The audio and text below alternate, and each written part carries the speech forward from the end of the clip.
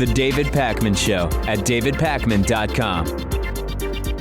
Welcome to the bonus show. Two stories that I am very personally interested in today. The first has to do sort of with football, but not football specifically, but kind of. We've seen a number of different movements and issues around NFL football over the last few years, and it seems as though they are all coming together and really starting to take a toll on television ratings. There's the Boycott NFL online campaign, which has been focused around the entire national anthem protest thing. This includes quarterback Colin Kaepernick. I've said many times, I completely respect and defend anyone who wants to protest by not standing during the national anthem.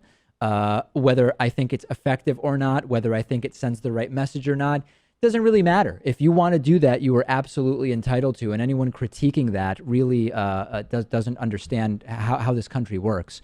And number two, the cord cutting that we've seen of people canceling cable has also really been affecting TV ratings. We have a lot of football games that are on over-the-air television, but not all of them. There are some games that are on cable. There are some that are on this NFL Network, which I think very few people even have. I know I've never had NFL Network, Pat. I don't know if you have it. No, I don't. And sometimes they actually put those games on CBS, too. They do. I remember once when the Patriots were going to be on NFL Network only, there was a campaign to put it on CBS, and it was ultimately, I believe. In any case, we've got cord cutting. We've got some campaigns that are sort of transient, like the Boycott NFL thing related to the national anthem.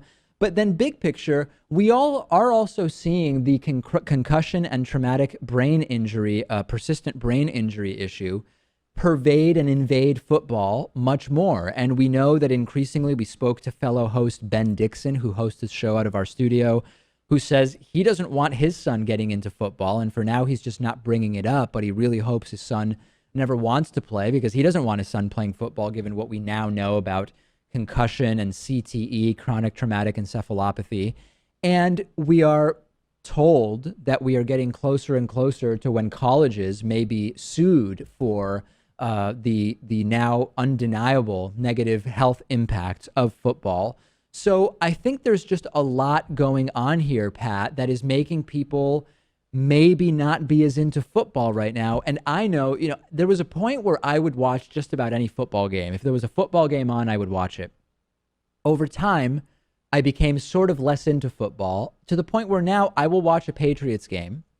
And I will really only watch it if it's a game I anticipate being pretty good and if it's at a convenient time. So like a 1 o'clock Sunday game against the Buffalo Bills, even though we ended up getting crushed by the Bills this past Sunday, I didn't even watch the game because it was not really at a convenient time for me and I didn't really care about seeing the Bills. Now, this is just anecdotal. It's me personally. But there seems to be something going on with football ratings here. Yeah, my viewership has actually been the same way. I've always watched the Patriots. I'll watch every single game. But a few years ago, I started getting into fantasy football. And when I did that, I would watch like every game all Sunday, track the points and everything. And now I still play, but I'm not too interested in it as much. I would actually argue that were it not for the explosion of fantasy football, the ratings drops that we've seen, which are around 8 to 10%, would be even more significant. Because I know a lot of people who are in the situation you're referring to, which is they like football, but they would never watch all the games. But as soon as they get into a fantasy league, all of a sudden now they are watching all the games. And I think that that's actually made the drops not as significant. And like, for example, Monday Night Football saw about an 8% drop versus the same week last year. And I don't know, you could argue maybe partially it has to do with the election, but there was no particular election-related debate on Monday night, so doesn't really explain it. And I don't know, I mean, people that friends of yours, do they seem less into football than previously? They're consistently interested in it. Yeah. I think, well, if you look at the week before, last week, Monday Night Football conflicted with the presidential debate, which like 70 million people tuned in to see. Yeah. And I just completely ignored it. That's a complete, that is a very direct conflict. There's no doubt about it. And that makes perfect sense as to why the ratings would be affected. When there is no debate, I don't know, are people not watching football because they want to read about the election? I don't know, and I'm not being disparaging here in any way. I don't know if the average Monday Night Football watcher would choose to read articles about the election rather than watch the game, especially when they could read articles before or after, right? So I'm not really buying that the election is what's affecting at least this past Monday's games. Right, I agree. And I think it may just be that football is kind of falling out of fashion. The same thing happened with baseball. It used to be our national pastime, and now our viewership of baseball is way down. It's like the third most watched sport that true? After football and basketball, yeah. So basketball is ahead of baseball now in the U.S. Yeah, basketball is number 2. And then after number 3, there's this big drop, and that's when you get into like hockey and NASCAR. Is hockey fourth? Is that the way it is? I believe so, yeah. And hockey's big around here. New Englanders love hockey, Canadians, but I'm sure in Florida, more southern parts of the country, they're not tuning in. No, I think NASCAR definitely is more popular there. I can't watch more than I don't know, 2 minutes of a NASCAR race. I mean, I just can't do it. And it's weird because IndyCar or Formula One, not that I care about any of these, but it slightly is more interesting to me, although oftentimes it's the exact same or very similar course. Like sometimes it's just an oval. But I don't know why I find the NASCAR particularly uninteresting. Maybe if you went to a NASCAR event, you'd be into it. But I agree with you. It just seems like 2 hours of left turns. Why would anyone want to watch that? Yeah, it just has never appealed to me. And I know people say, well, no, it's the gamesmanship and the skill of setting yourself up and drafting the car in front of you and then passing and whatever. And, the way that these guys are able to shift, by and large, it's guys, although not exclusively, able to shift the manual transmission. I mean, it's really a work of art. And now with the cameras inside and whatever, I would much rather watch a poker match than a NASCAR race. There's no doubt about it for me. I don't know which you would prefer. Probably neither. Yeah, okay, well, but if you had to pick one of the two, the poker match I could probably get into a little bit more because I can see the strategy when it comes to poker. Yeah. And of course, with both of these events, some luck has to do with it, right? Yeah.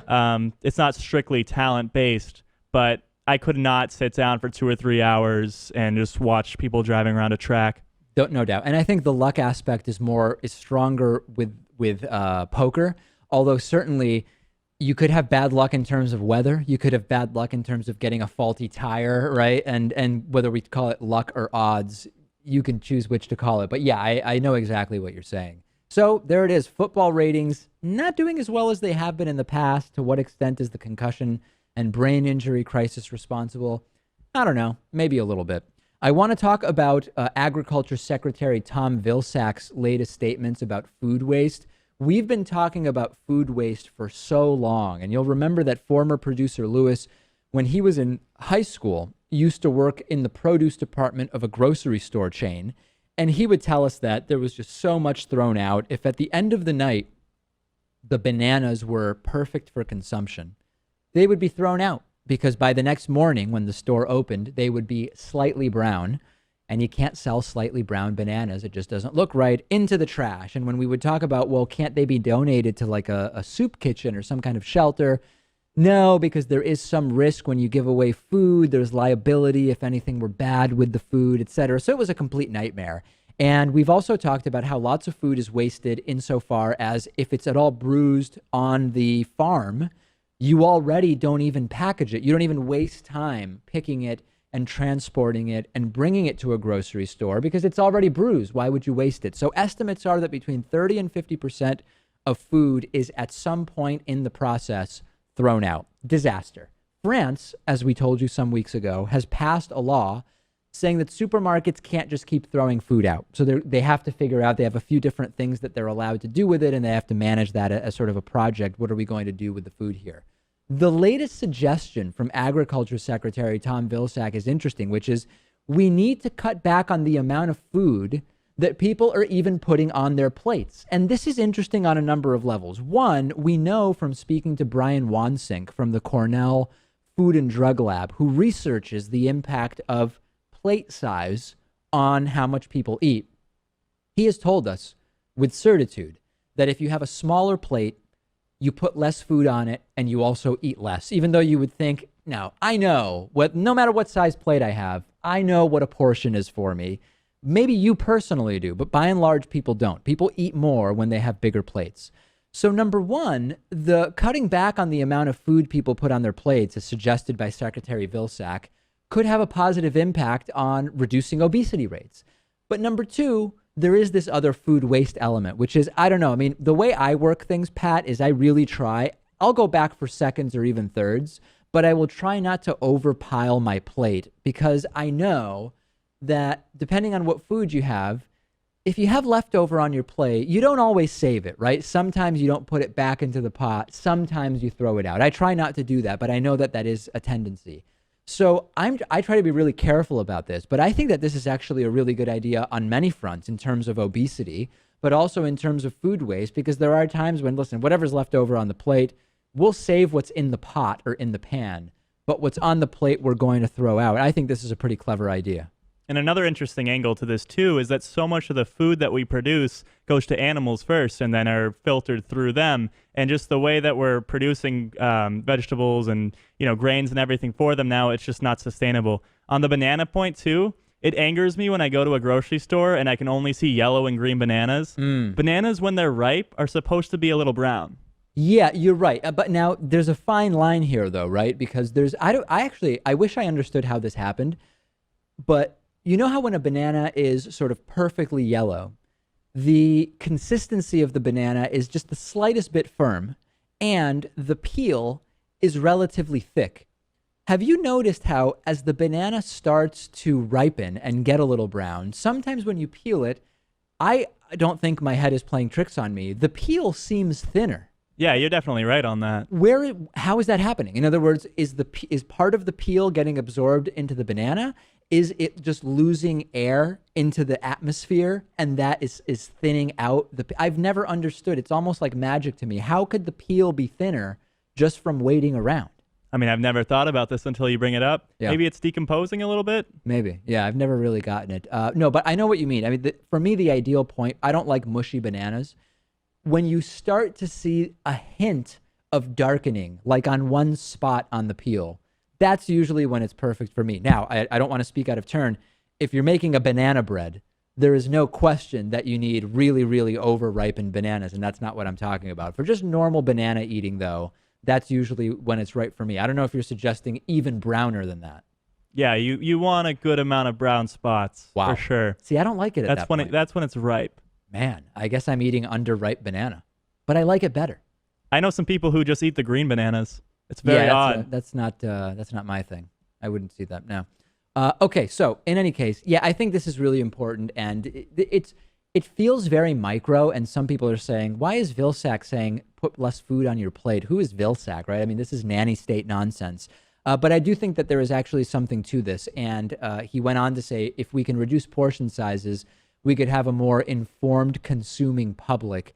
The USDA is providing an app that allows you to sort of go online and figure out if something's been in the fridge for a couple of days, is it still okay to eat that type of thing? And that's good too. A lot of people I know throw food out in a sort of an abundance of caution, and I've tried not to do that. I used to be pretty paranoid about if I'm even questioning whether it smells right or not, I throw it out. And now I'm more confident that, like, listen, if it doesn't smell right, I'm going to know it doesn't smell right. I don't need to preemptively start throwing food out. So I feel like I do a pretty good job now of not throwing food out. I had a cottage cheese container a couple of days ago that had maybe a tablespoon of cottage cheese left, and I opened it up, and one of the curd pieces had a little bit of green fungus on it. Now, I could have maybe just removed that little piece and had the rest of it. There was only a tablespoon left inside the entire container. I admit I threw it out. Don't worry. I recycled the plastic container, and I opened up my next container of cottage cheese. I just wasn't willing to take the risk there. Yeah, that was the right thing to do. I could see how you would be put off if you saw even a little bit of fungus. That's what I do. I do the same thing. Yeah, and with cheese, though, with like a hard cheese, I now am completely comfortable where if I open it, and there's a little bit of fungus on the outside, and I can easily just remove it, and below it you can tell there's nothing there. I've been told by cheese experts that that's completely fine, right? Like hard cheeses and aged cheeses sometimes will develop over time just a little bit of like a fuzzy thing. It might be slightly green, but it might just be white. And that basically, if you can physically remove it, that you're completely fine. And I'm pretty comfortable with that. I don't know if I would do the same thing with like cream cheese, but with hard aged cheeses, I've been told time and again, you're fine if you just remove the piece that has that on it. Well, isn't there types of cheeses that have gone bad? Yeah. Oh, yeah. Like yeah. blue cheese, I think. Of course. Yeah. No, there's cheese where flat out the flavoring is coming from controlled, effectively it's controlled fungus or controlled rotting, as some people might call it. But I mean, like if you have a hard Parmesan or something and a little piece of it has a tiny bit of that fuzzy fungus stuff on it, you can just remove that and then the rest is fine. I would clean the knife though, ladies and gentlemen, before you dig in. Okay, so I like what Tom Vilsack is saying, but I don't know how much of a difference it's really going to make. That's it for today's bonus show. We'll talk to you tomorrow. The David Pakman Show at davidpakman.com.